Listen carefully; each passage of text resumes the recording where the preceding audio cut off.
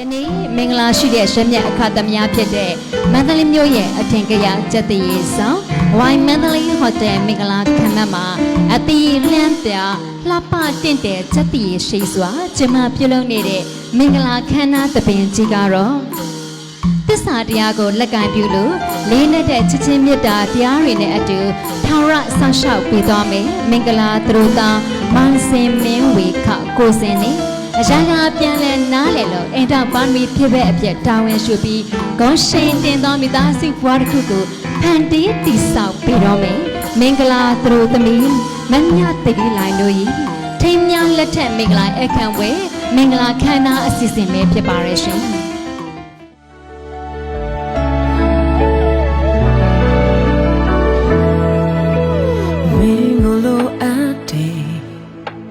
ချိန်တိုင်းတောင်ပေါ်ထားရင်နေတွေကိုဖြတ်ကျော်ပါမယ်ကိုချစ်ချင်းဟာမင်းတွေ့ဖြစ်စေတယ်မစ်စီပေါ်အပ်ပါမယ်တဘဝလုံးတယောက်ထဲတော့မတွေ့ညတွေကိုစိတ်အောင်ဆုံးချေကိုနာကဟာမင်းကြောင့်လာနေခဲ့မောပန်းနေတဲ့နေရာတွေမှာမင်းရင်တွေကိုတိုးဝေးနေကြမိသားဝမ်းတွေဟာအမျက်စီးစင်နေတဲ့ဘယ်လဲစင်လာမင်းနဲ့ဆုံးတွေ့ခဲ့ပြီးနောက်မှာ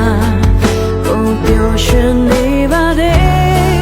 ဝါဟာမင်းနာမှာဒေးပဲဖို့ရှိလား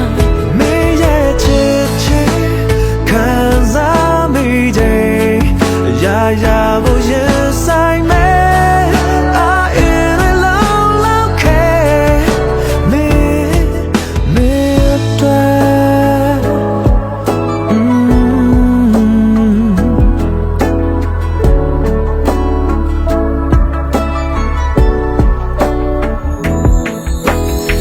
်းကိုချစ်တယ်တသက်လုံးဒီစကားလေးပြောမယ်မင်းစီမတောင်းဆိုခြင်းတဲ့ကိုလာလေးကိုမလွတ်ချလိုက်ပါနဲ့မောပန်းနေတဲ့နေရာတွေမှာမင်းရဲ့ကိုတိုး